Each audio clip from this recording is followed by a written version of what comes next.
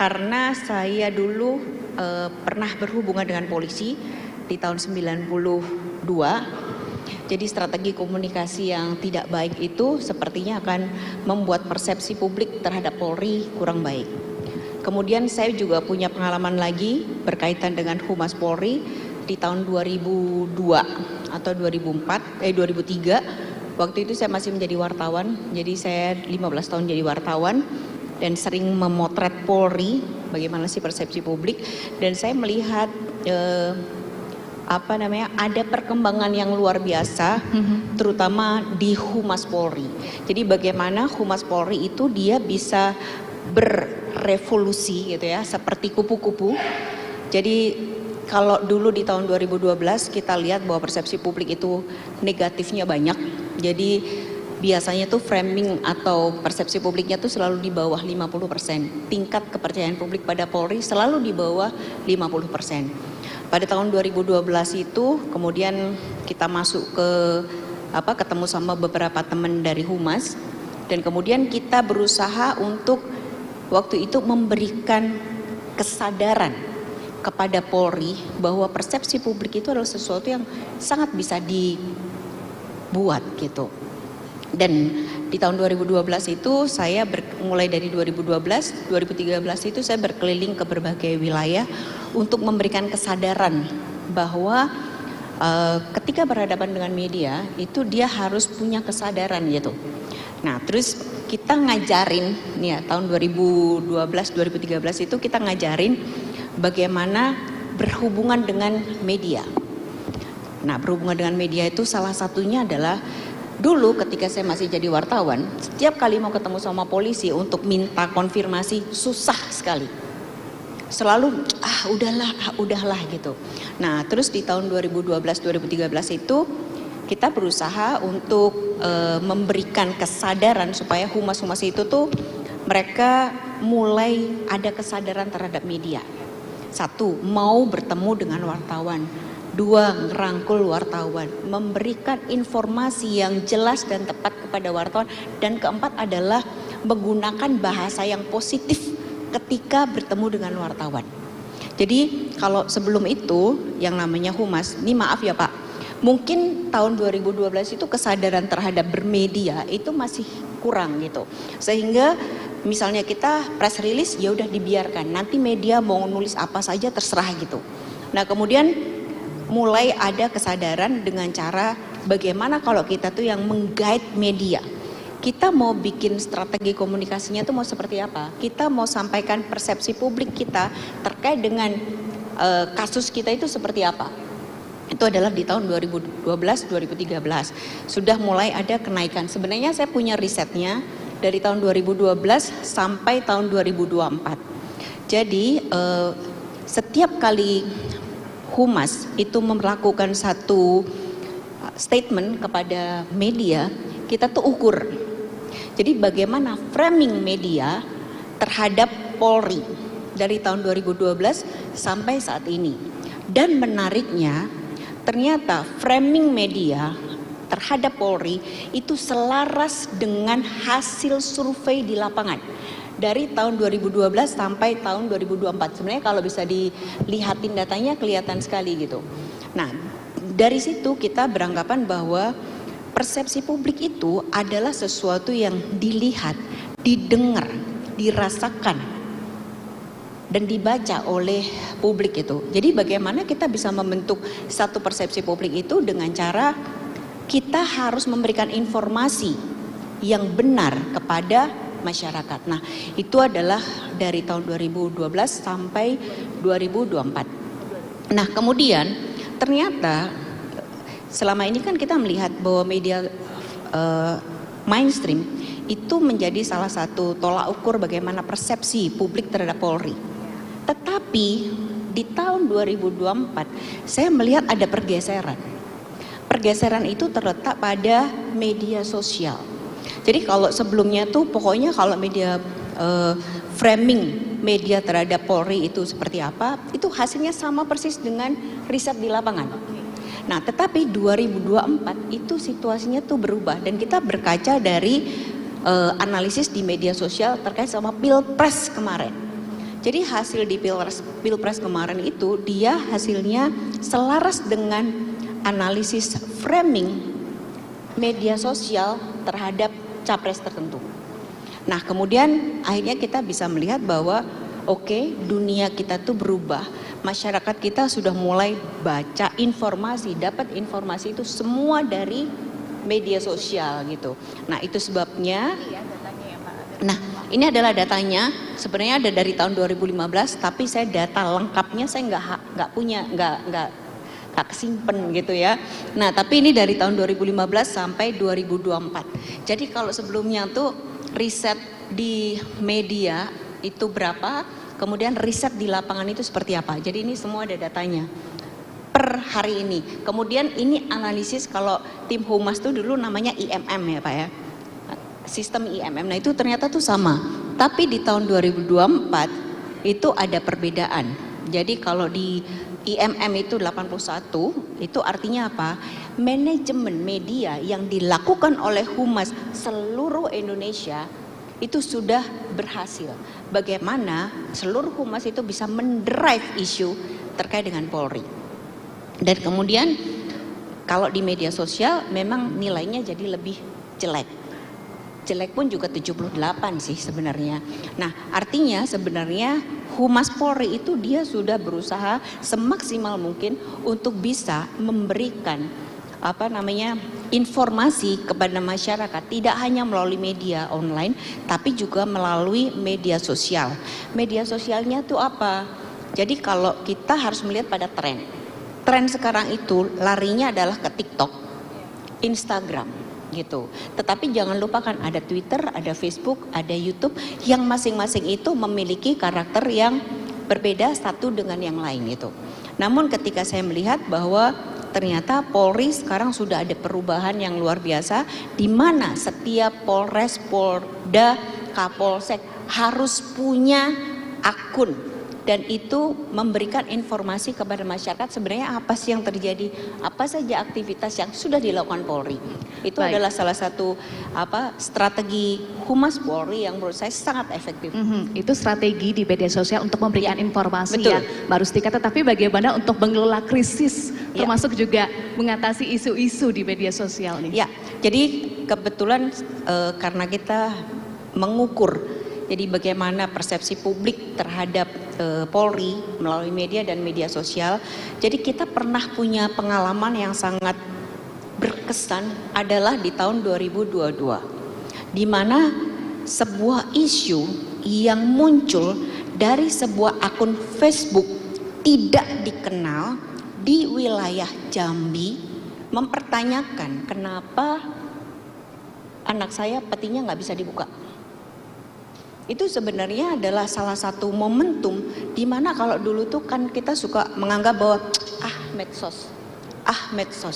Tapi ternyata postingan dari media sosial yang dari orang tidak dikenal itu bisa menjadi viral dan menjadi satu kasus atau isu yang sangat besar. Nah, bagaimana Polri bisa mengelola itu semua? Itu bukan satu hal yang mudah kalau kita buka detailnya. Tetapi bahwa segala sesuatu yang muncul di media sosial harus diselesaikan di media sosial. Strategi komunikasi yang tepat, kemudian harus melihat apa sih yang menjadi keresahan masyarakat seperti itu, harus dilihat gitu.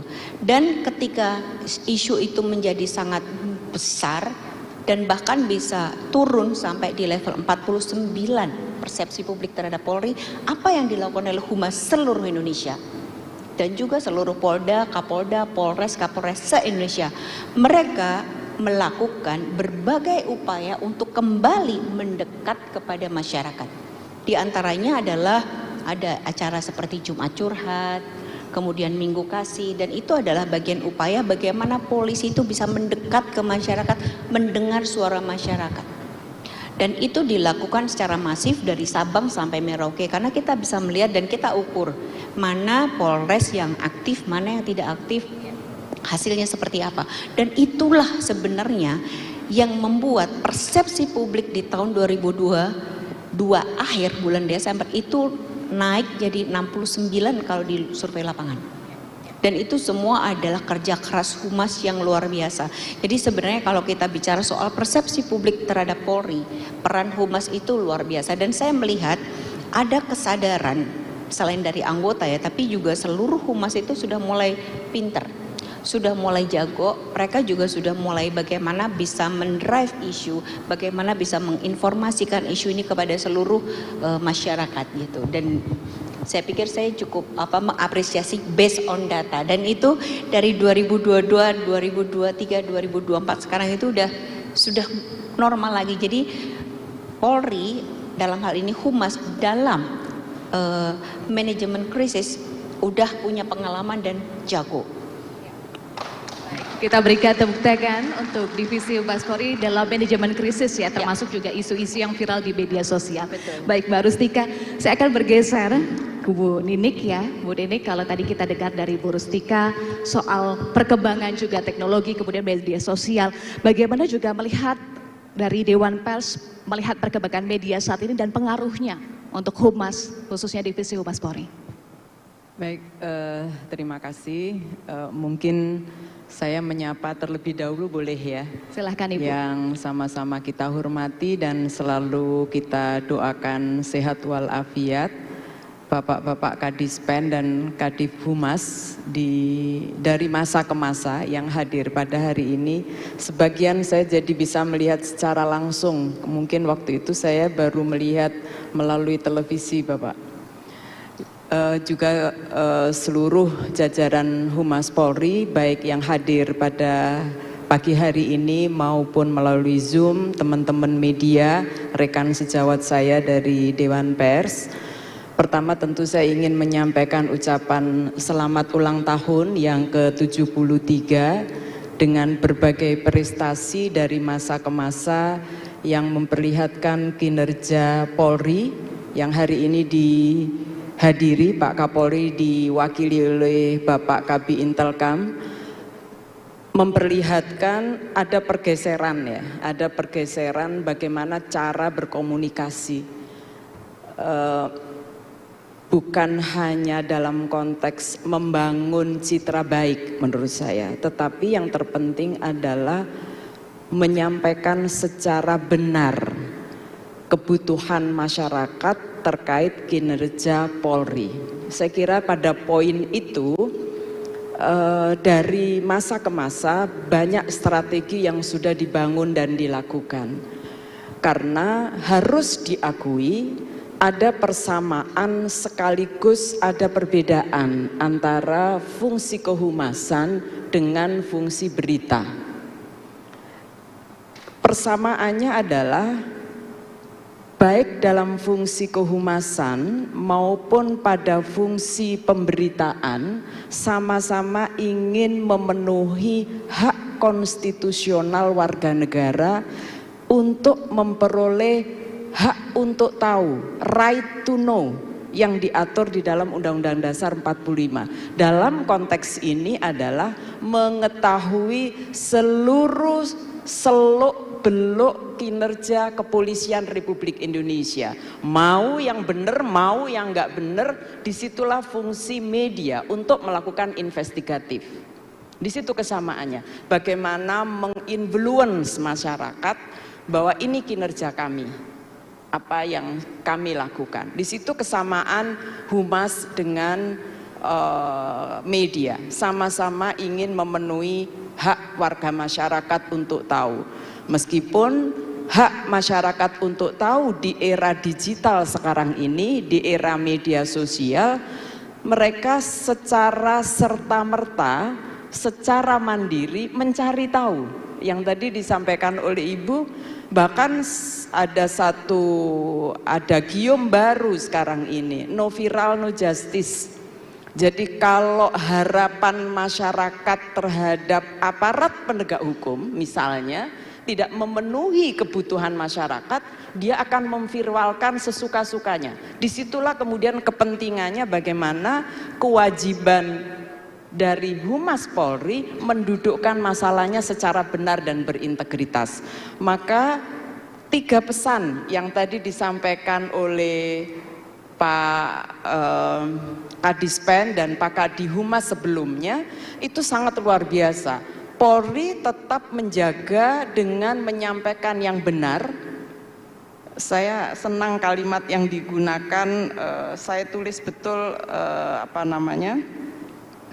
yang disampaikan oleh bapak-bapak tadi, Pak Salesaf, Pak Nana dan Pak Didi, bahwa Polri sebagai institusi besar yang sangat dipercaya oleh masyarakat harus menyampaikan fakta sesuai dengan kebenaran yang ada. Yang kedua, berkomitmen dengan baik dan tidak menggunakan diksi-diksi konspiratif. Ini era digital nih, nggak bisa lagi kita bermain-main. Jadi kebenaran, integritas, dan komitmen untuk memenuhi hak warga masyarakat untuk tahu, mau tidak mau, tidak ada pilihan lain, itu yang harus menjadi pilihan utama. Oleh karena itu memantapkan perspektif dua arah kehumasan. Kalau dulu satu arah ya, kalau Kadispen ya, udah masyarakat yang penting kami memberikan informasi ini, itulah informasi yang harus diterima. Sekarang dengan model kehumasan, perspektif kehumasan tidak bisa. Masyarakat boleh mengevaluasi, masyarakat boleh bertanya dan memerlukan respon dan jawaban. Itu yang pertama. Yang kedua, menurut saya kesamaannya adalah berkomunikasi dengan publik adalah berkomunikasi dengan cara yang baik, tidak ada subordinasi. Bukan karena jabatan dan kedudukannya lalu boleh menyulitkan ya semua cara berkomunikasi yang baik kepada masyarakat, baik kepada media maupun non-media.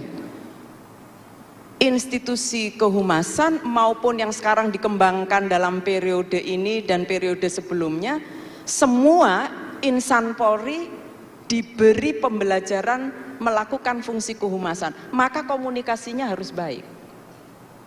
Saya kira cara berkomunikasi baik itu yang sangat penting, dan itulah mari kita beri apresiasi upaya untuk meningkatkan kapasitas yang tadi dilakukan, baik itu melalui cara bekerja sama dengan perguruan tinggi maupun dengan cara-cara yang lain. Itu adalah bagian penting untuk ditekankan kepada semua insan Polri, terutama dalam menghadapi teman-teman media. Jadi memiliki kemampuan berkomunikasi secara baik. Itu persamaan antara media dengan fungsi kehumasan. Sama-sama ingin melakukan hal dalam hal tiga kebaikan. Tetapi meskipun demikian ada perbedaan-perbedaan yang perlu kita sikapi dengan sebijaksana mungkin. Yang pertama adalah pers itu membutuhkan proses investigatif, itu yang tidak dilakukan dalam fungsi kehumasan, hampir less investigatif. Dan ini kenapa kemudian Dewan Pers dengan seluruh konstituen Dewan Pers dan insan pers menolak kalau misalnya kerja-kerja investigatif itu dihalang-halangi. Buka saja.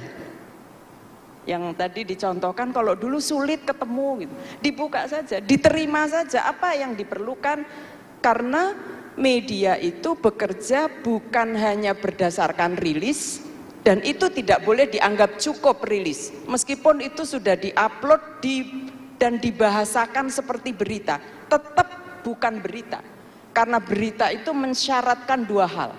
Yang pertama, harus dibuat oleh perusahaan pers dan ditulis oleh jurnalis.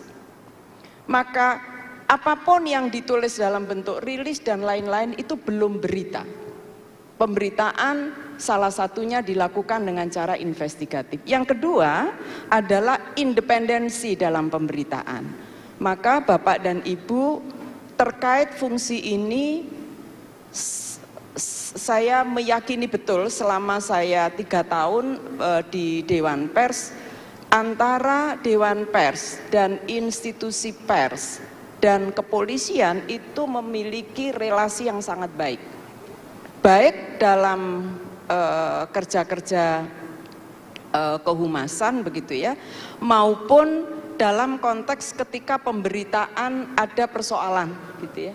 Kami mencoba menggunakan kerjasama, ada MOU dan perjanjian kerjasama di mana dua institusi ini sama-sama bekerja secara independen tetapi saling menghormati profesi masing-masing. Jadi kalau ada konflik pemberitaan dan masyarakat berkeberatan, lapor kepada institusi kepolisian, institusi kepolisian kemudian berkoordinasi dengan Dewan Pers. Ini kira-kira masalah pemberitaan atau tidak? Kira-kira gitu. Kalau ini masalah pemberitaan, biarlah ini diselesaikan oleh Dewan Pers. Begitu juga sebaliknya. Kalau ada masyarakat lapor ke Dewan Pers dan kami memandang ini bukan persoalan pemberitaan, kami mendorong itu diselesaikan oleh institusi kepolisian. Sampai pada konteks konflik pemberitaan, kami bisa bekerja sama dengan baik. Yang juga perlu kami sampaikan, ruang lingkup kehumasan itu terbatas pada peristiwa dan dinamika organisasi. Sementara media itu bukan hanya lingkup peristiwa dan berita, tetapi semua peristiwa yang mempunyai nilai berita dalam perspektif media itu akan diangkat. Itulah kenapa media tidak mencukupkan diri hanya menggunakan narasumber satu arah dari teman-teman kepolisian, tetapi juga dari ahli dan lain-lain untuk melakukan kelengkapan. Humas itu selalu memiliki muara dampak yang positif pada citra baik. Sementara pers itu semua peristiwa, meskipun hasil pemberitaan itu mungkin bernilai tidak baik dalam artian citra baiknya tadi, karena yang disampaikan adalah fakta. Nah, dalam konteks inilah saya kira bentuk-bentuk kerjasama yang kita bangun di mana teman-teman media memperoleh akses informasi secara baik itu adalah satu kebaikan dalam proses pemberitaan yang di awal sudah dilakukan. Dan kalau itu bagian dari citra baik untuk memudahkan akses memperoleh berita, saya kira kerjasama kita yang ke depan ya dalam rangka pemberitaan untuk memenuhi hak warga masyarakat itu akan bisa dicapai dengan baik. Terima kasih. Baik, terima kasih Ibu Ninik. Baik, boleh kita berikan tepuk tangan untuk Ibu Ninik. Menyambung apa yang disampaikan oleh Ibu Ninik soal keseimbangan tadi ya, pers dan juga humas. Ini juga sempat disampaikan oleh Pak Sisno. Betul ya Pak, Bapak pernah menyampaikan itu ya, keseimbangan antara pers dan juga humas. Bagaimana Pak menyeimbangkannya dengan kondisi saat ini? Di satu sisi tadi masyarakat inginnya fakta, tetapi ada juga citra yang mungkin bisa dipertaruhkan oleh Divisi Humas Mabes Polri.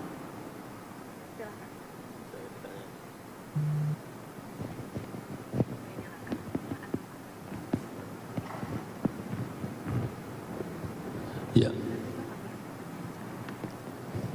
Terima kasih.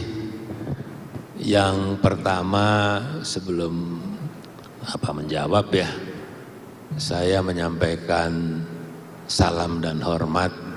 Tadi tegur sapa, tapi saya titipkan seperti yang sudah disampaikan oleh Pak Kadip Humas saja tadi.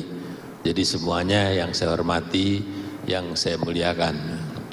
Yang kedua, saya terima kasih Pak Basir yang merekomendasi saya untuk menjadi narasumber pengganti Pak Togar. Pak Basir, terima kasih. Yang ketiga, tentunya kita ucapkan selamat dan apresiasi kepada Humas Polri. Selamat atas hari jadi yang ke-73. Dan apresiasi atas segala yang sudah diraih demikian hebat.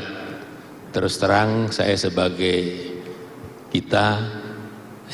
yang senior-senior yang pernah menjadi Kadip Humas pada masanya, apakah dia Dispen atau Kabah atau Kadip, kami bangga atas apa yang sudah dilakukan oleh Kadif Humas bersama jajarannya saat ini.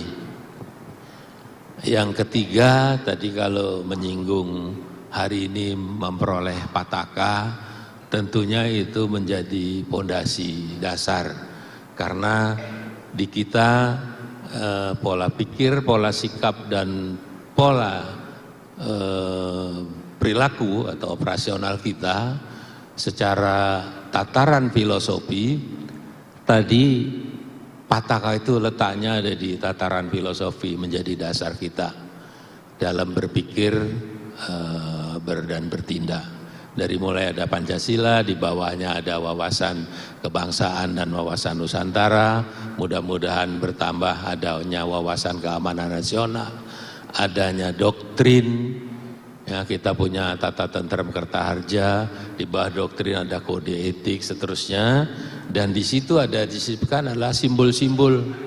Tadi salah satu adalah pataka menjadi tataran filosofi dalam kita saat ini. Humas Polri bertindak dan berbuat punya kebanggaan pataka, dan saya pribadi bersama jajaran Humas pada waktu 2006 dan 2008 saya sebagai Kadif Humas, saya ikut berbangga dan berbahagia sangat bersama jajaran saat itu, karena logo yang ada di pataka tadi yang ada menjadi logonya Humas sekarang, pada saat itu kami buat dan ditandatangani oleh Pak Kapolri, Pak Sutanto.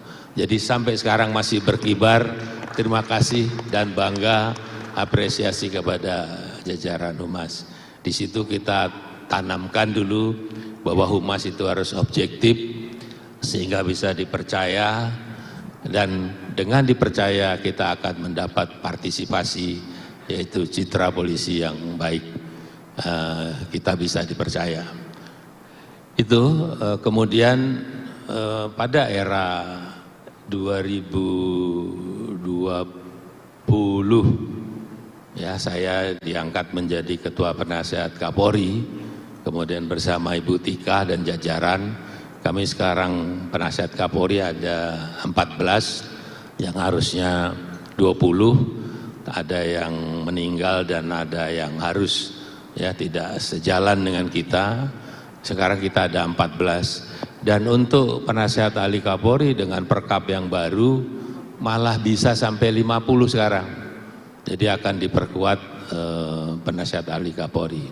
Pada waktu itu untuk mewujudkan citra polisi yang baik, dianggap salah satu yang terdepan yang sangat strategis adalah peran dan fungsi Humas. Nah, dan untuk itu waktu itu kita berikan saran masukan, ada 23 poin saran masukan yang untuk merekomendasi pelaksanaan fungsi kehumasan, dan banyak yang sudah dilakukan, terutama di era digital. Humas itu harus punya TV, punya radio, punya podcast, punya peralatan, itu sudah dilaksanakan oleh Humas. Bahkan di fungsi, kalau dulu fungsi Humas itu hanya 3, fungsi penerangan umum dan penerangan satuan, serta administrasi dan dokumentasi, sekarang ada ditambah yang keempat, apa tadi? Lupa saya. Digital tadi? Media sosial tadi. Jadi peran dan fungsi Humas sudah bertambah, tentunya makin hebat Humas ini.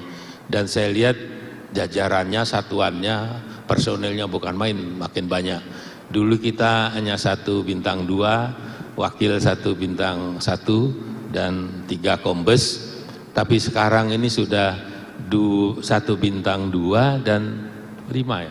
Bintang 1 5 atau 4? 4 bintang 1 bersama jajarannya. Tadi saya lihat bukan main banyaknya. Dulu saya waktu jadi Kadif Humas, ada rekan yang memberi selamat sis jadi Kadif Humas. Katanya kepala divisi yang hubungan lemas katanya. Tapi sekarang enggak, Humas itu sudah habis uang masih ada senyum. Jadi memang uangnya Humas banyak, makin kuat tadi, udah punya TV, punya radio, tentu yang baik. Kemudian saran dan rekomendasi yang pernah kami sampaikan, 23 itu banyak. Kemarin karena didadak untuk menjadi pengganti, saya titip kepada Humas, tolong yang 23 ini dikutip mana aja yang masih relevan dengan keadaan sekarang. Menjadi ada 16, tentunya 16 itu tidak saya sampaikan sekarang, tapi inti-intinya yang pertama bahwa Humas itu, terutama Kadiphumas, itu harus sangat dekat kepada pimpinan Polri, pimpinan dalam area Kapolri dan jajarannya tentunya, sehingga apa kebijakan, pemikiran, strategi yang harus dilakukan oleh Humas dalam membentuk opini maupun membentuk opini positif maupun mengcounter opini negatif, Humas itu benar-benar menjadi memang ya corongnya pimpinan, corongnya Polri. Begitu juga humas-humas yang di daerah, yang saat ini Humas itu dulu hanya ada di Mabes, saat ini di Polda ada, di Polres ada, bahkan sampai ke Polsek sudah ada Humas. Jadi bukan main kemajuan Humas itu sangat tepat. Terus kemudian dulu era kami, ya era kami itu masih di media, mudah-mudahan sekarang nggak gitu lagi Bu ya. Dulu itu kan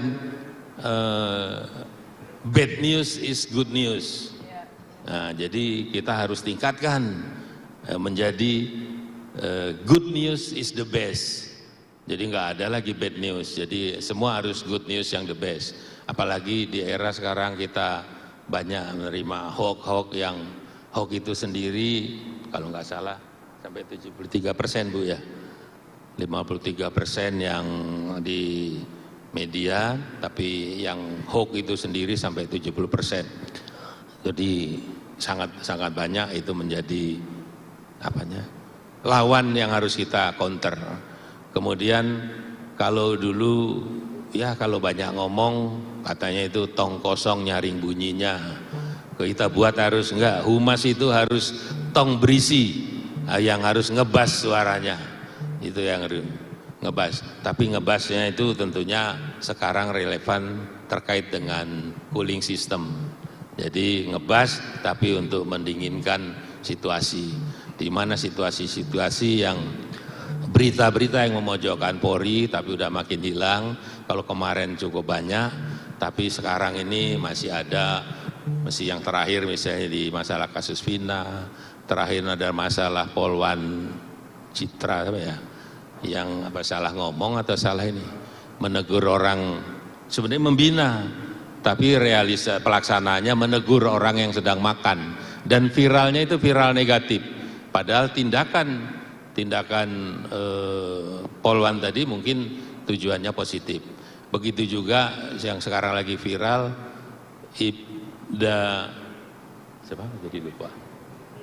Rudi. Nah, Ibda Rudi yang sepertinya ya yang mau menegakkan kebenaran malah diberhentikan. Tapi rupanya latar belakang dia ya banyak masalahnya. Jadi diberhentikannya dia bukan karena dia mau membongkar kasus BBM, tapi yang viral di media sepertinya yang masalah itu. Nah, nanti mungkin kalau Pak Beni bisa banyak menjelaskan, Ibda Rudi ini banyak ada positifnya, tapi ada juga negatifnya. Di negatifnya itu rupanya proses itulah yang diberhentikan. Tapi saya lihat pimpinan Polri sudah memberi atensi untuk itu. Selanjutnya lagi tentunya pesan-pesan yang kami pernah sampaikan, jadi banyak lupa juga ya, karena kebanyakan Bu. Tapi intinya orang sudah, kalau fungsi Humas itu di fungsi preemptif, sebenarnya induknya Humas ini adalah Binmas. Karena maju salah satu pembinaan untuk media pers itu Humas menjadi lebih besar, dan pernah terjadi Humas itu sudah di bintang 2 sampai kemudian Binmas masih di bintang 1, tapi sekarang alhamdulillah Binmas sudah juga menjadi korp, menjadi bintang 2. Tapi mestinya Kaba tadi, kalau Kaba deteksi itu Kaba Intel, Kaba preventif itu ada Kaba Harkam, Kaba represif itu ada Kaba Reskrim, mestinya Kaba preemptif itu adalah Kaba Binmas. Jadi tadi sudah mendahului kehebatan Humas ini sempat menjadi Kaba. Nah, mudah-mudahan berikutnya memang Binmas itu fungsi 4 fungsi polisi kan deteksi, preventif dan represif. Mungkin ini 4-4-nya bisa menjadi kepala badan yang tentunya bisa mengkoordinir pelaksanaan fungsi-fungsi kepolisian. Saya pikir itu dulu mungkin. Terima kasih. Baik, terima kasih Pak Sisno. Boleh kita berikan tepuk tangan untuk Pak Sisno. Jadi Humas memang punya peran yang krusial ya Bapak sebagai penyampai informasi, kemudian juga counter isu-isu negatif. Tadi Bapak juga sampaikan perlu cara komunikasi yang baik begitu ya. Nah, saya ingin juga ke bawah lagi, boleh ya Bu, Pak? Sedikit Bu, terlewat tadi. Oke, Yang saya maksudnya silakan, terakhir, boleh. yang maksudnya terakhir tadi fungsi preemptif itu, preemptive strike sudah harus ditingkatkan. Humas ini juga sudah menjadi humas strike, jadi tidak menunggu, tapi lebih proaktif sehingga pembentukan opini positif dari fungsi penerangan umum maupun fungsi penerangan satuan dan tadi fungsi digital yang dari media sudah begitu banyak. Kita tidak terlalu berlama-lama untuk dipojokkan seperti dulu kasus dari mulai kasus Sambo, kasus Teddy, terakhir Tadus Vina, bukan main berlama-lama viral di media yang bisa menggerus artinya citra tindakan positif Polri yang sudah demikian banyak dilakukan. Tapi alhamdulillah Bu ya, citra sekarang sudah di 81%, jadi 78, jadi kita sudah meningkat baik, tapi di era itu bukan main penurunan citra Polri. Jadi bisa dilakukan mungkin preemptive strike atau humas strike yang ya banyaklah, bisa melalui podcast, bisa melalui sekarang saatnya mungkin melalui ada booster, ada melalui medsos, sehingga preemptif itu yang ini, ya kalau preemptifnya misalnya contoh di inilah, di teror, penanganan teror. Amerika, Australia itu pakai preemptive strike. Dia kasih beberapa negara, kasih pendidikan, kasih uang peralatan untuk nangkapin teroris. Bukan Amerika yang nangkapin. Kemudian untuk menangani pelarian itu apa namanya? Exodus.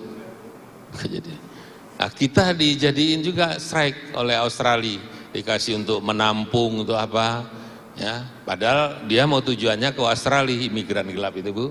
Jadi pakai itu. Jadi mungkin Binmas strike ini, humas strike maksud saya, bisa dilakukan banyak pihak yang untuk mengcounter, menyerang polisi. Tapi juga nggak perlu kita humas ini terlalu takut. Sedikit-sedikit kita nanti kontraproduktif. Jangan terlalu reaktif, tapi harus semua direspon. Segera apapun cepat direspon oleh humas sehingga opini negatif itu bisa dikonter dan opini positif bisa dibentuk. Itu masih. Baik. Soal langkah preemptif tadi ya, masukan dari Pak Sisno. Boleh sedikit lagi saya ingin gali dari Mbak Rustika. Kalau kita lihat di media sosial juga kan ada di satu sisi isu-isu negatif ya, tetapi juga ada nilai-nilai humanis dari Polri yang juga disukai oleh masyarakat. Ada datanya nggak terkait dengan hal itu? Ya, ada sebenarnya, kita ada datanya terkait sebenarnya ada satu perubahan perilaku masyarakat melihat kami. Ya pemirsa, pada kegiatan Sarasehan yang diadakan oleh Divisi Humas Polri dalam rangka Hari Jadi Humas Polri yang ke-73 ini memang berlangsung dengan sangat meriah dan juga hikmat, yang dimana tadi diawali dengan adanya upacara peresmian Pataka Divisi Humas Polri, yaitu Sahitya Dharma Narawata, dengan dipimpin langsung oleh Kadif Humas Polri, yaitu Irjen Pol Sandi Nugroho. Sekaligus Kadif Humas Polri Irjen Pol Sandi Nugroho membacakan peresmian Pataka Divisi Humas Polri yang berisi terkait dengan Pataka Divisi Humas Polri ini memiliki arti yaitu sebagai semangat yang besar Humas Polri bersama-sama berkontribusi dalam menjaga citra Polri. Selain adanya peresmian Pataka Divisi Humas Polri, juga tadi ada cerita perjalanan panjang Divisi Humas Polri dari masa ke masa, yang dimana perkembangan Divisi Humas Polri ini semakin pesat dari masa ke masa, yang tadi ditayangkan pada Selayang Pandang. Dan pemirsa, kegiatan ini juga dihadiri oleh 21 kepala Divisi Humas Polri pada masanya, mulai dari masa kepemimpinan periode 1975 hingga 1976, kemudian juga periode 2000 hingga 2001, dan hingga periode 2021 dan 2023. Kemudian kami juga sempat berbincang begitu bersama dengan Kepala Divisi Humas Polri yang terdahulu, yaitu seperti tadi kami berbincang dengan Brigjen Pol Purnawirawan Saleh Saaf, Kadis Penpol periode 1998-1999. Kemudian juga tadi kami berbincang dengan Irjen Pol Purnawirawan Edward Aritonang, Kadif Humas Polri periode 2010, hingga Irjen Pol Muhammad Iqbal, Kadif Humas Polri periode 2028, yang dimana mereka tadi mengatakan bahwa mengapresiasi terkait dengan acara Sarasehan hari ini, dan juga mereka menyatakan rasa bangganya terhadap Humas Polri yang saat ini semakin berkembang dari masa ke masa. Salah satunya dengan teknologi yang semakin maju sehingga bisa memberikan pelayanan yang terbaik kepada masyarakat, dan tentunya menciptakan citra baik Polri di mata masyarakat. Kemudian seperti yang Anda bisa lihat pemirsa, saat ini setelah sedang berlangsung sesi diskusi atau sesi Santi Aji terkait dengan perkembangan teknologi pada kinerja Humas Polri, tentunya khususnya pada Divisi Humas Polri, dengan menghadirkan narasumber dari Kepala Divisi Humas Polri terdahulu, yaitu ada dari Komjen Pol Purnawirawan Boy Rafli Amar, Kadif Humas Polri periode 2016-2017, kemudian juga ada Irjen Pol Purnawirawan Sisno Adiwinto, Kadif Humas Polri periode 2016, kemudian juga narasumber lainnya ada dari Ketua Dewan Pers, yaitu Ninik Rahayu, lalu yang terakhir ada dari staf ahli Kapolri bidang media sosial, yaitu Rustika Herlambang. Sementara itu saja yang dapat kami sampaikan, dan pemirsa, mari kita saksikan kembali sesi Santi Aji oleh 4 panelis di acara Sarasehan Divisi Humas Polri ini.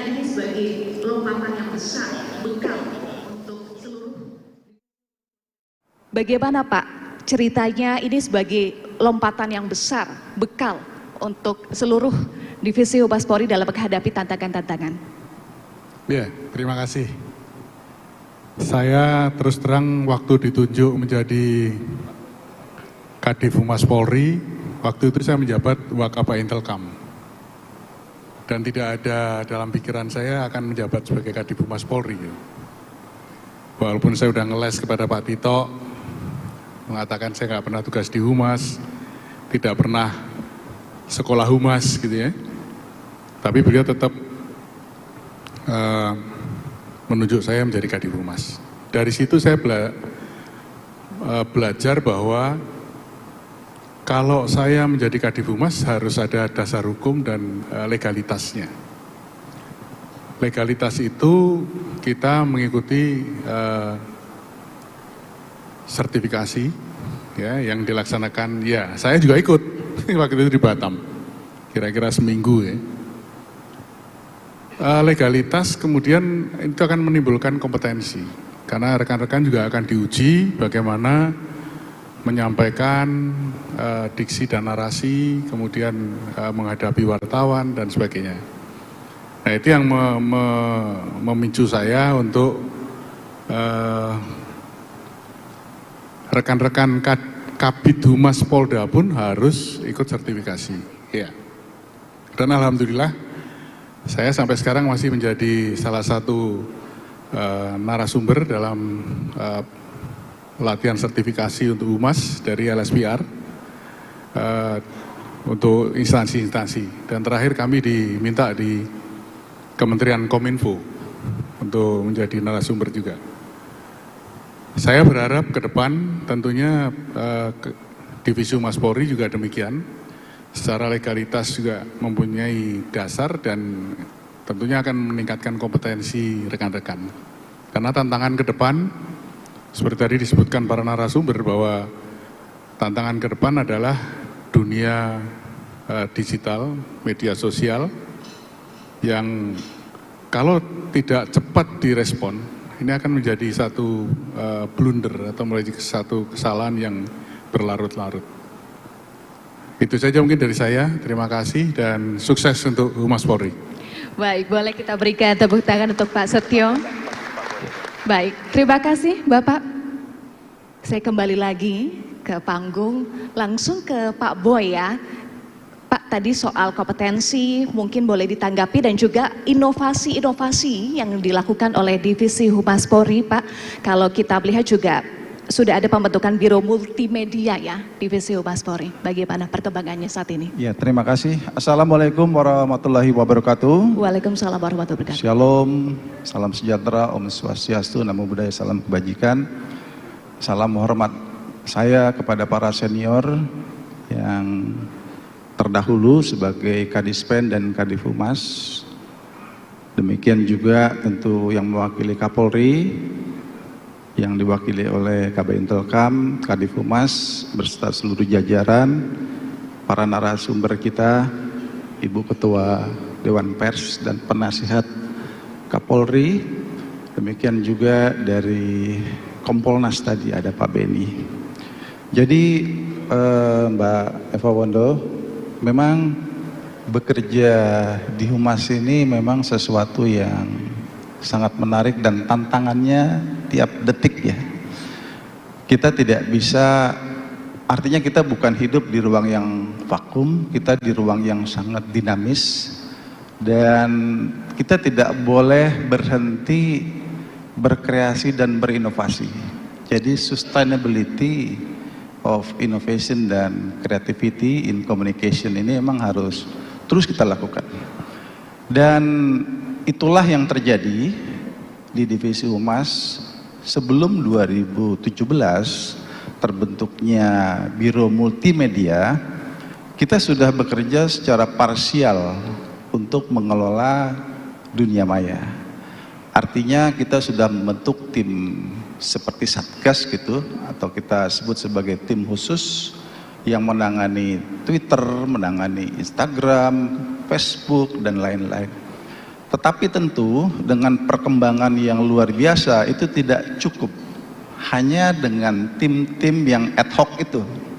Maka dalam rangka menyikapi perkembangan lingkungan strategik yang begitu pesat, kita harus mau tidak mau menambah Biro Multimedia yang memang tantangannya luar biasa.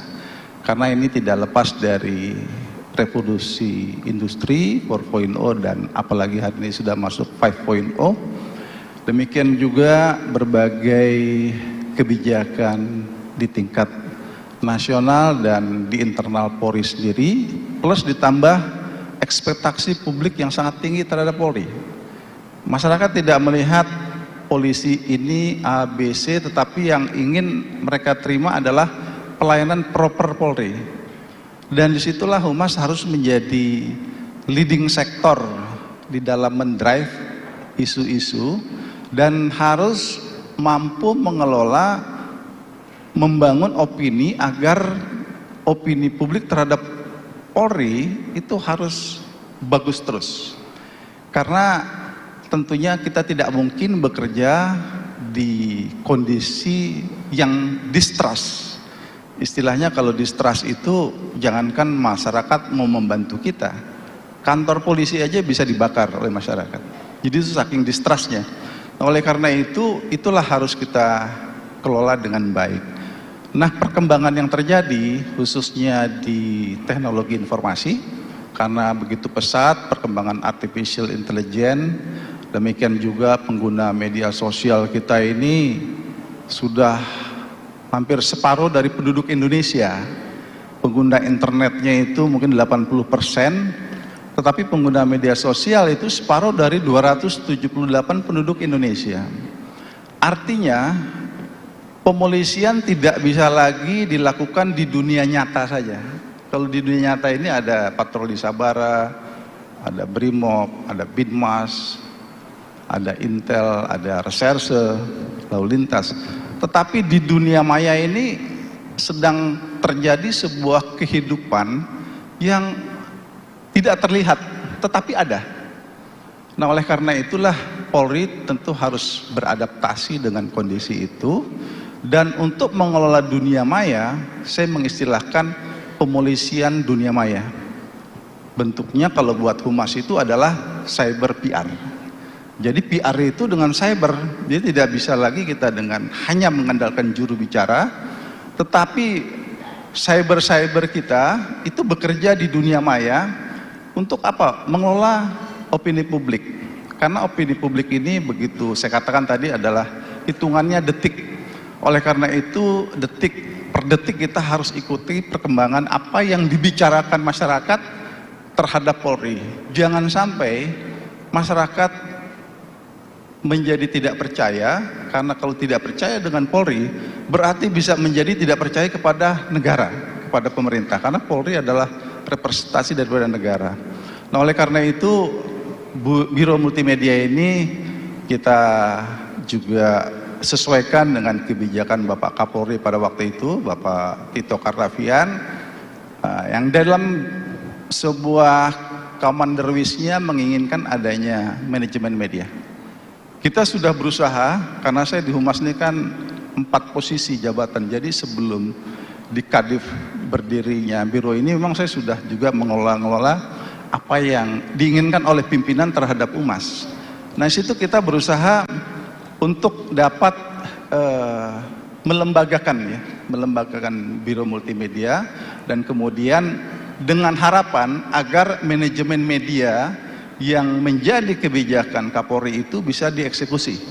Karena hanya dengan sarana, SDM, peralatan yang ada, itu kita bisa melaksanakan manajemen media itu. Karena manajemen medianya yang disampaikan oleh Pak Kapolri pada waktu itu bukan hanya mengelola media mainstream, tetapi media sosial, kemudian juga berkaitan dengan intelijen manajemen media, berkaitan juga trending topik, counter isu negatif, yang mana banyak negatifnya itu adalah di dunia maya. Jadi kita harus ada tools. Dengan adanya tools ini akhirnya kita punya senjata. Jadi senjata kita bukan senjata di dunia nyata, tapi di dunia maya itu mau tidak mau adalah aplikasi-aplikasi di mana kita bisa masuk di sana, kita bisa monitoring, dan bahkan kita bisa menyebarkan berita-berita yang positif. Karena berita positif harus mampu mendominasi dunia maya tentang Polri. Jadi jangan sampai berita yang negatif itu yang banyak dibicarakan oleh masyarakat tentang Polri. Karena kalau demikian, pasti kalau disurvei Polri anjlok. Nah, oleh karena itulah kita bersyukur dengan pada waktu itu sejalan dengan kebijakan pimpinan, Biro Multimedia bisa berdiri dengan sarana yang seadanya. Itu beda dengan hari ini, toolsnya sudah sangat luar biasa di bawah pimpinan Kadif Humas ini sudah sangat bagus banget. Dan yang terpenting kita tidak boleh lengah dengan kondisi perkembangan yang ada. Pasti ini yang namanya IT berkembang terus. Hari ini mungkin kita sudah bisa mengimbang itu, tapi ke depan tentu kita harus waspada. Nah, terkaitan dengan manajemen risiko tadi, maka benar Pak Sisno mengatakan kita harus proaktif, tidak bisa kita reaktif. Oleh karenanya kita harus mampu di multimedia ini membangun konten kreator yang handal, polisi yang humanis misalkan. Saya pernah ke Korea Selatan, di Humas juga pada waktu itu. Kita diajak ke kantor polisi yang menangani masalah humas. Dia pertontonkan, dia merekayasa sebuah film di situ. Memang ini opini publik ini harus direkayasa dengan baik. Tidak bisa dengan ujuk-ujuk kita tahu bagus opininya. Ada seorang polisi muda menyelamatkan seorang ibu tua renta di tengah rumah yang terbakar. Jadi yang ditonjolkan oleh mereka itu adalah sikap heroisme polisi di dalam menyelamatkan ibu itu, dan kemudian dia berhasil lolos dari kubangan api itu, dan itu menjadi trending topik di sana. Nah, itulah yang perlunya kita memiliki konten kreator yang handal. Kita juga mencoba mencontoh hal-hal itu, misalkan kehadiran Polri di saat terjadi bencana alam dan sebagainya. Tetapi itu kalau terjadi peristiwa-peristiwa itu. Tetapi ketika tidak terjadi, kita harus memikirkan apa kira-kira yang masyarakat lihat, mereka berempati dan bersimpati kepada Polri. Ini adalah sebuah desain yang harus dilakukan, dan itulah peran dari multimedia. Jadi tanpa menunggu terjadinya sebuah peristiwa yang negatif, tentu kita harus berusaha untuk menutup ruang publik, karena dunia maya ini sudah menjadi ruang publik. Kalau dulu ruang publik itu hanya di tempat-tempat umum, secara kasat mata dunia nyata tadi, tetapi ruang publik hari ini adalah termasuk di dunia maya. Nah, oleh karena itu, di dalam menyelenggarakan kegiatan ini, Biro Multimedia tentu kita tidak bisa bekerja sendiri, kita harus juga dengan istilah community engagement, kita harus dengan masyarakat luas, dengan para netizen. Kita harus membangun jejaring-jejaring netizen, dan bahkan yang tadi diharapkan memiliki akun, bukan pada level-level polisi tertentu, dan kemudian masyarakat luas kalau bisa menjadi follower kita. Jadi humas ini kalau pandangan saya seperti kerja intelijen juga. Dia seperti intelijen tapi terbuka. Kalau intelijen itu tertutup, menggalang orang secara tidak terlihat bahwa dia intelijen. Tapi humas ini dia terbuka, menggalang orang agar menjadi teman kepolisian. Nah, di dalam dunia maya, mereka ini masyarakat luas harus banyak menjadi teman kita. Ini untuk mendiseminasi konten-konten yang positif agar sampai ke pelosok-pelosok desa, karena masyarakat kita kan hari ini internet sudah masuk desa. Jadi semua sedunia ini, bukan hanya se-Indonesia, melihat bagaimana hal-hal yang baik, positif dengan pelibatan masyarakat luas. Inilah yang harus kita lakukan. Kemudian juga di dalam melakukan kegiatan-kegiatan ini, yang harus kita lakukan adalah peningkatan kapasitas para SDM kita tentu ya. Jadi kami senang prinsip setiap anggota Polri adalah pengemban fungsi humas. Itu adalah cita-cita kami pada waktu itu. Dan hari ini juga humas telah menjadi fungsi utama di Polri. Berarti dengan posisi sebagai fungsi utama kepolisian, humas akan mendapatkan kesempatan untuk menjadi lebih kuat. Nah, oleh karena itu, maka seluruh SDM kita ini harus benar-benar dibekali. Termasuk bagaimana kita masuk pada kurikulum-kurikulum di dunia pendidikan. Jadi teman-teman yang di Divisi Humas hari ini upayakan di SPN, di Sespima, Sespim, Sespimti, demikian juga lembaga-lembaga pendidikan Polri lainnya, Setukpa atau SIP, itu harus ada kurikulum tentang humas. Agar apa? Agar mereka ketika bertugas, dia sudah mampu menjalankan tugas kehumasan dengan kemampuan public speaking yang baik. Karena kita sadar, satu anggota berbuat negatif, seluruh anggota Polri menanggung itu. Jadi tidak melihat pangkat, tetapi bahkan seorang pangkat yang terendah di Polri pun, kalau dia melakukan sesuatu hal, bisa saja itu menjadi viral. Yang kita antisipasi juga adalah fenomena citizen jurnalis. Jadi semua masyarakat hari ini bisa menjadi wartawan. Apalagi berbicara masalah media online, Bu. Media online ini bukan hanya yang terdaftar saja, media online yang tanda petik kita nggak kenal orangnya mengaku media online, tetapi ini adalah potensi-potensi musuh kita dalam tanda petik, bukan musuh dalam konteks bagaimana, tetapi bisa jadi mereka punya hidden agenda yang dengan sengaja melakukan pembusukan terhadap lembaga-lembaga negara termasuk Polri. Nah ini harus kita mesti punya kemampuan ke sana. Ketika kami bertugas juga yang media-media online yang tidak terdaftar ini Bu istilahnya ya, itu juga kita bina, tetap kita ajak pada prinsipnya, karena pada prinsipnya kita berusaha untuk membangun sebuah simbiosis hubungan yang bersifat saling menguntungkan ya, mutualisme antara kita dengan media, media sosial dan media mainstream. Yang perlu kita sadari juga secara dalam kehidupan bernegara bahwa di media telah menjadi pilar keempat demokrasi. Satu lagi menurut saya, kelima, media sosial.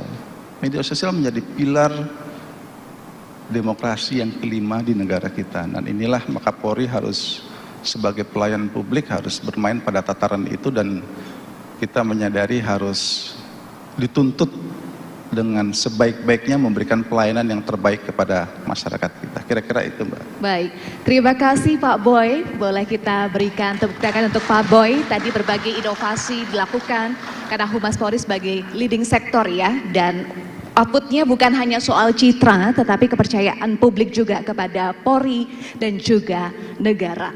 Boleh saya ingin tanya, tadi kan disampaikan juga oleh Pak Boy, masyarakat sebagai teman, tapi Humas Polri juga punya teman, adalah teman-teman media. Di sini sudah hadir perwakilan dari media masing-masing ya, ada pemimpin redaksi. Boleh saya tanya? Izin saya ingin tanya kepada Mas Aiman. Boleh ya? Terima Mas kasih, Aiman. Eva. Oke, sebagai teman pers dan juga divisi Humas Polri, bagaimana sinergitas yang sudah dijalin? Kalau kita tarik ke konteks saat ini jelang pilkada nih Mas Aiman, bagaimana sinergitas yang sudah dibangun? Iya, saya bicara secara umum ya. Saya mau sampaikan dulu terima kasih. Ini saya 23 tahun saya liputan di lingkungan Mabes Polri ya. Dari dulu mungkin Pak Anton Bahrul Alam nggak hadir di sini ya, masih dulu Kabid Humas Polda Metro Jaya dan seterusnya. Ada juga di sini para pejabat juga dari Humas Polri. Saya salam hormat dari saya. Bu Nini juga panutan saya, Bu Nini. Menurut saya begini, saya mau sampaikan dua hal. Yang pertama adalah Humas Polri bagi saya adalah salah satu yang terbaik di bangsa ini. Kenapa? Karena ada hal yang memang tepat untuk dilakukan. Yang pertama cepat dan tepat. Kenapa saya katakan cepat? Karena kalau tidak cepat, maka kami di dunia komunikasi itu mengenal istilah spiral of silence. Jadi kalau tidak cepat disampaikan, maka akan menggulung informasi di bawah dan itu berbahaya. Kalau tidak tepat, maka akan terjadi disinformasi dan itu juga berbahaya. Oleh karena itu, saya melihat kecepatan dan ketepatan yang dimiliki oleh Humas Polri ini luar biasa dan ini bermanfaat bagi kita semua bangsa Indonesia dan juga kami para jurnalis. Hanya ada satu harapan yang juga saya ingin sampaikan, bahwa Humas Polri ini kami mengharapkan agar terus mendukung bagaimana proses demokratisasi di Indonesia terus berjalan, termasuk juga dalam suksesi kepemimpinan dan juga terkait tadi pertanyaan terkait dengan pilkada, dan kami yakin Humas Polri mampu untuk melaksanakan itu.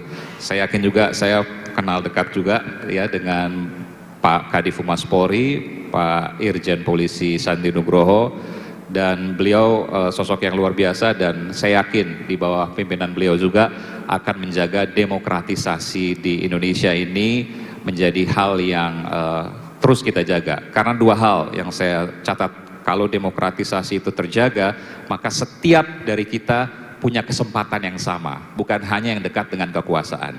Yang kedua, inovasi-inovasi terbaik akan muncul dari kondisi yang punya demokrasi yang baik. Demikian, terima kasih. Baik, terima kasih Mas Aiman. Oke, terima kasih. Baik, terima kasih Bapak Ibu. Sayang sekali tadi saya sudah diinformasikan bahwa waktunya sudah habis. Sebenarnya banyak sekali yang ingin kami gali lagi dari para narasumber.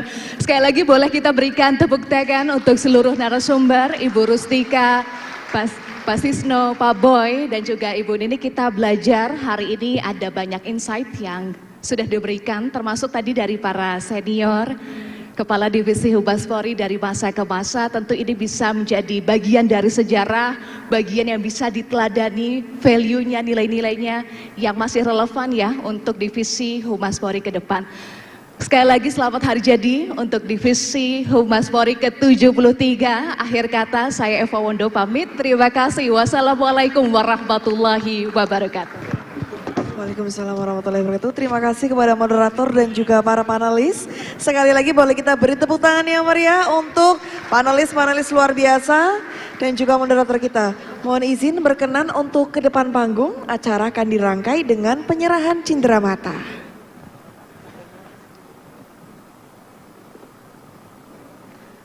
Mohon izin berkenan untuk ke depan panggung, acara dirangkai dengan penyerahan cindramata.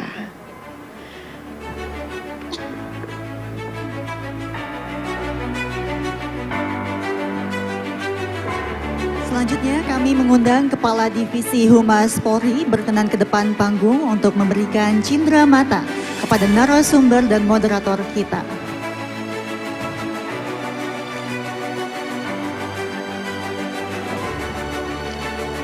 Yang pertama diberikan kepada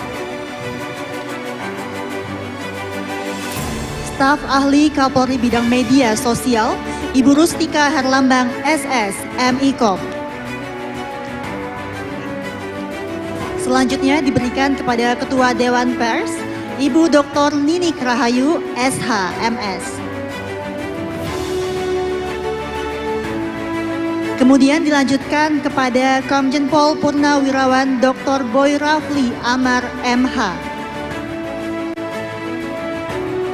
Selanjutnya diberikan kepada Irjen Pol Purnawirawan Dr. Andes Sisno Adi Winoto, MM.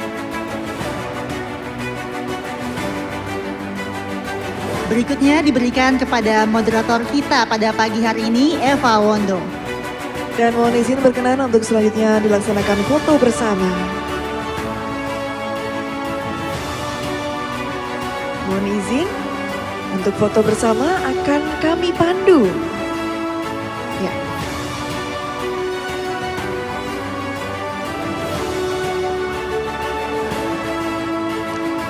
Baik, mohon izin. Suruh foto. Baik, untuk foto bersama akan kami pandu yang pertama dengan sikap sempurna. Kami hitung 1, 2, 3. Sekali lagi 1, 2, 3. Dan berikutnya mohon izin dapat menyesuaikan yang kedua dengan salam presisi. Kami hitung 1, 2, 3. Sekali lagi 1, 2, 3. Terima kasih kami haturkan dan selanjutnya kami persilahkan untuk kembali ke tempat. Sekali lagi boleh kita beri aplaus untuk moderator dan juga panelis-panelis kita. Luar biasa ya dari perbincangan kita mendapatkan pengalaman tentunya ya, sejarah juga dari beliau-beliau para Kadifhumas pada masanya. Luar biasa sekali pengalamannya, kemudian tentunya bisa menjadi tambahan pengetahuan, bahkan mungkin bisa menjadi rekomendasi ya. Betul sekali, terutama bagi personel Polri muda kita, Mbak Ines. Iya.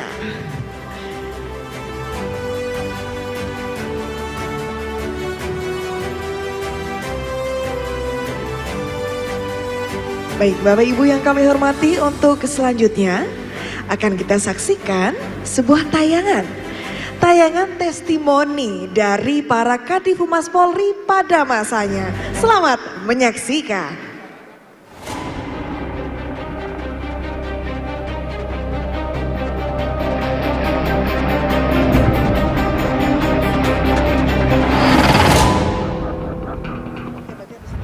Menapaki usia yang ke-73 tahun, Humas Polri terus bertransformasi untuk selalu menjaga garda terdepan dalam memberikan pelayanan informasi yang terbaik kepada media dan masyarakat.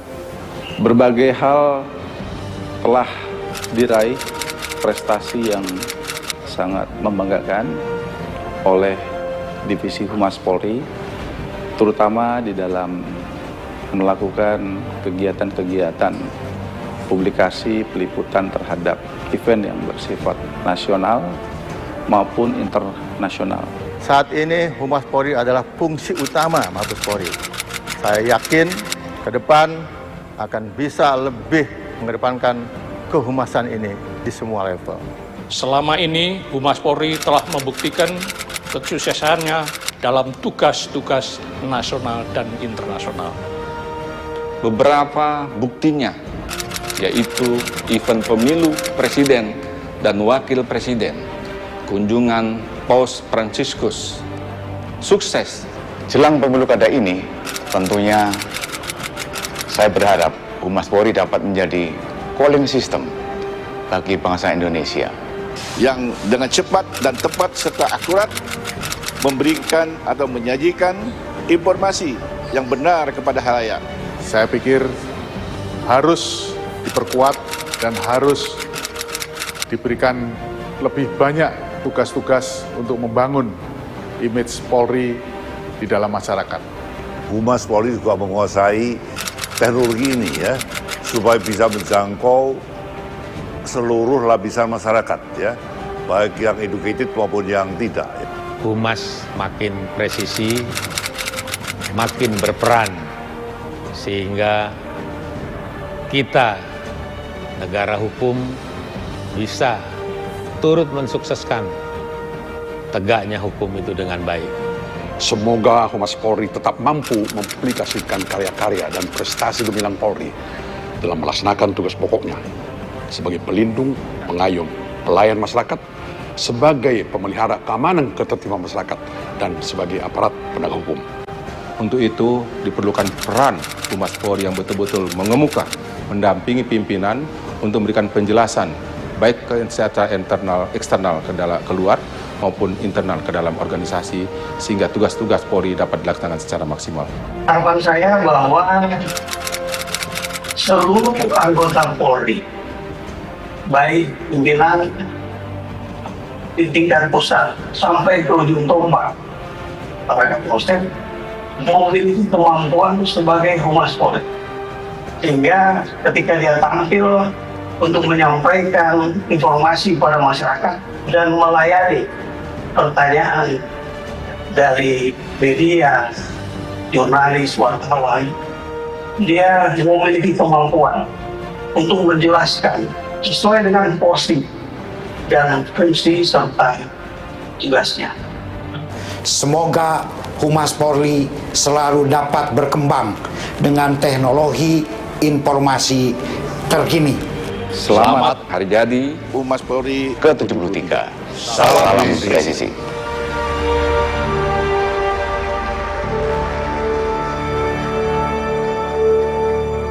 Luar biasa.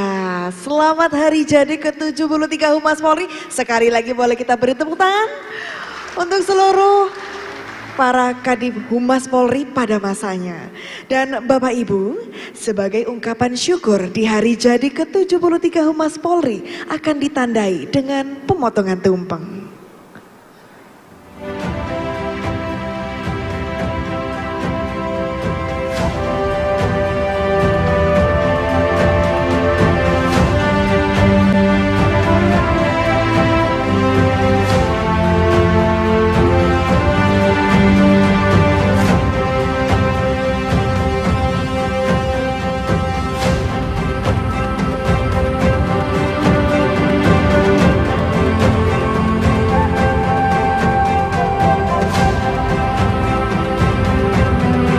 Dan untuk selanjutnya kami mengundang dengan hormat kepada Kadif Humas Polri, Inspektur Jenderal Polisi Sandi Nugroho. Kemudian selanjutnya kami mengundang Inspektur Jenderal Polisi Purnawirawan Dr. Andes Sidarto Danu Subroto SH. Serta Kabid Humas Polda Bangka Belitung, Komisaris Besar Polisi Fauzan Sukmawan Syah SIKMH.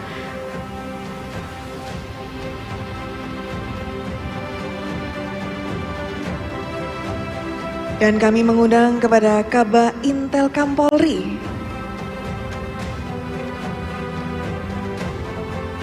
Dan berkenan kepada Bapak Sidarto, Kadif Humas Polri periode 1975 untuk memotong tumpeng hari jadi ke-73 Humas Polri.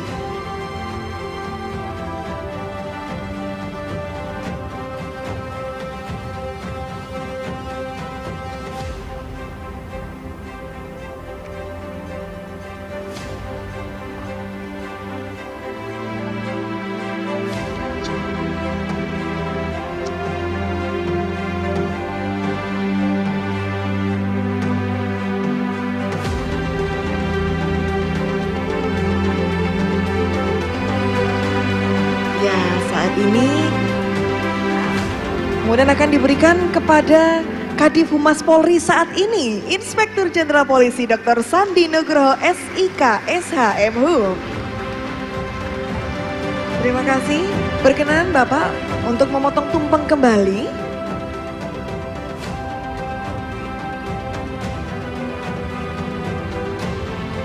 Ya, selanjutnya potongan akan diberikan oleh Kabah Intelkam Polri yang nantinya akan diberikan kepada Kabid Humas Polda termuda, yaitu Kabid Humas Polda Bangka Belitung.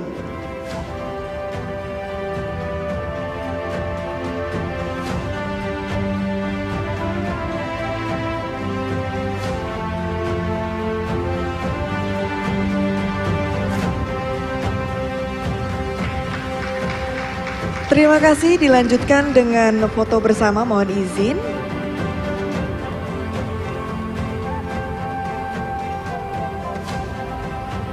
Baik, untuk foto bersama akan kami pandu. Yang pertama dengan sikap sempurna, kami hitung 1, 2, 3. Sekali lagi 1, 2, 3. Baik, mohon dapat menyesuaikan. Yang kedua dengan salam presisi. Kami hitung 1, 2, 3. Sekali lagi 1, 2, 3. Terima kasih, mohon izin kepada Bapak Kadif Humas Polri, Bapak Sidarto dan Kabah Intelkam untuk tetap berada di tempat. Acara akan dilanjutkan dengan foto bersama kembali. Dan berikutnya kami mengundang kepada para Kadif Humas Polri pada masanya, para pejabat utama Mabes Polri atau yang mewakili dan para pejabat utama di lingkungan Divisi Humas Polri. Mohon bersama-sama untuk ke depan panggung, kita akan melaksanakan foto bersama.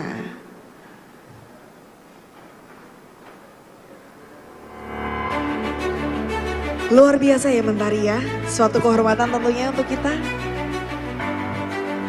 dapat menyaksikan para Kadif Humas Polri pada masanya. Untuk foto bersama begitu ya? Iya. Sekali lagi mohon izin, dengan hormat kami mengundang kepada para Kadif Humas Polri pada masanya, para pejabat utama Mabes Polri atau yang mewakili dan para pejabat utama di lingkungan Divisi Humas Polri. Dan selanjutnya kepada juru foto untuk dapat dibantu.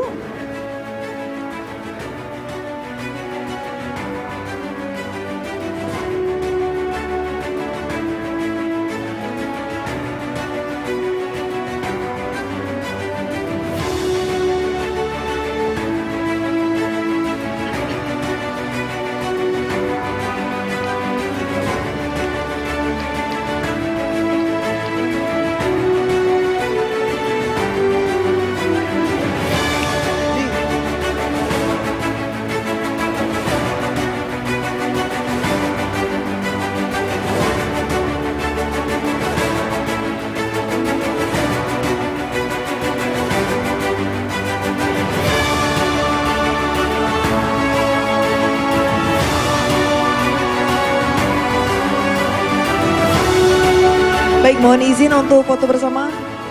Oh masih kurang, mohon izin Jenderal. Nggih. Dengan tidak mengurangi rasa hormat, masih diatur posisinya terlebih dahulu. Baik, sudah siap juru foto semuanya? Baik, mohon izin untuk foto bersama akan kami pandu dengan sikap sempurna terlebih dahulu, mohon izin. Kami hitung 1, 2, 3. Sekali lagi 1, 2, 3. Dan berikutnya dengan salam presisi, mohon izin Sekali lagi saya hitung 1, 2, 3. Sekali lagi 1, 2, 3. Boleh tambah lagi satu kali lagi. Saya ingin mendengar teriakan Humas Polri. Baik, untuk hitungan ketiga mohon dapat meneriakan Humas Polri. 1, 2, 3. Sekali lagi boleh. 1, 2, 3. Terima kasih, boleh berikan aplaus luar biasa untuk para Kadif Humas Polri. Para pejabat utama di lingkungan Divisi Humas Polri, terima kasih telah hadir di hari jadi ke-73 Humas Polri. Luar biasa sungguh di siang hari ini. Kami persilakan untuk kembali ke tempat. Saya merinding loh Mbak Mentari. Seperti reunian begitu ya Mbak ya? Iya, karena dari masa ke masa kita bisa mendengarkan cerita-cerita beliau-beliau ini sampai akhirnya bisa berkumpul bersama bersilaturahmi di acara luar biasa ini. Tentunya kalau bukan di hari jadi Humas ke-73 tuh kayaknya mungkin bisa sulit ya. Dan hari ini dapat dikatakan spesial begitu ya, karena rangkaian acara cukup banyak ya Mbak Ines ya? Iya betul, momentum yang luar biasa. Terima kasih dan mohon izin dengan hormat kami persilakan untuk kembali ke tempat.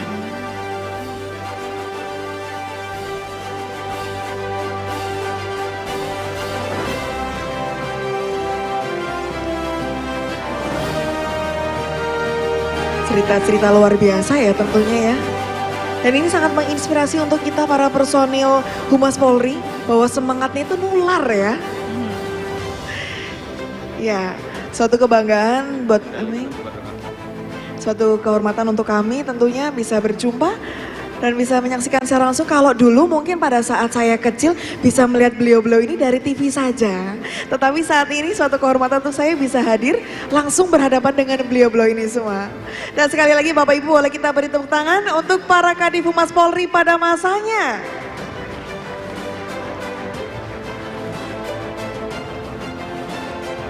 Dan untuk selanjutnya mohon izin dengan hormat kami persilakan untuk duduk kembali.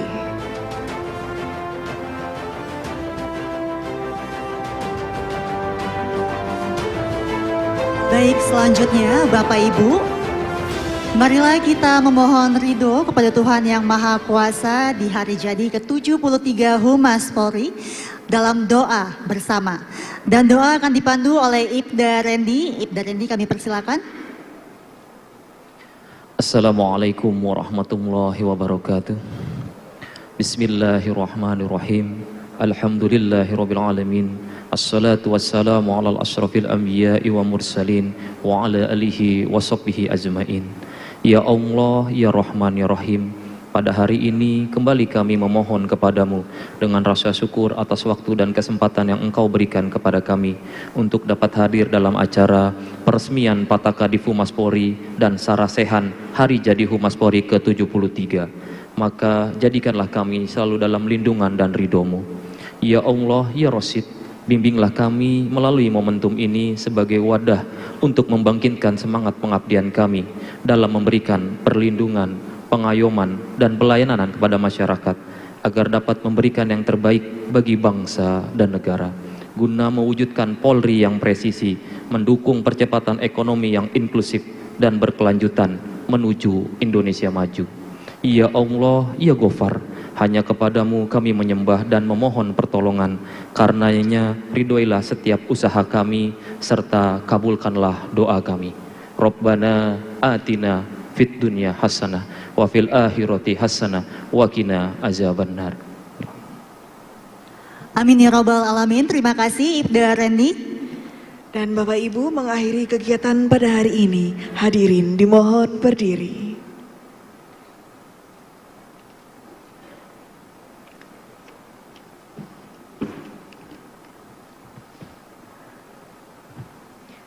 Menyanyikan lagu Bagimu Negeri.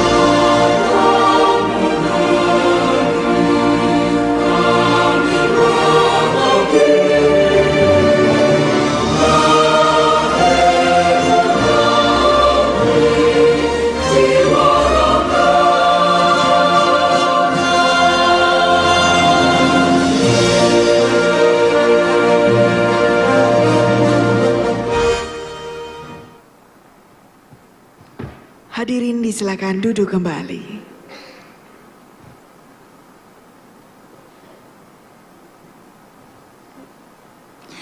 Baik, tibalah kita pada penghujung acara. Kami haturkan terima kasih kepada narasumber, seluruh tamu undangan baik yang hadir secara langsung maupun yang hadir secara virtual bersama kami.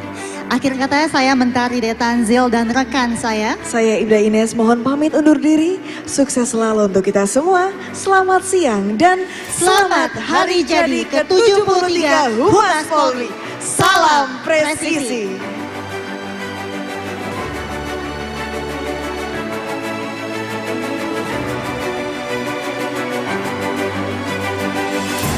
Dan untuk selanjutnya kami persilakan untuk menikmati santap siang yang telah disediakan.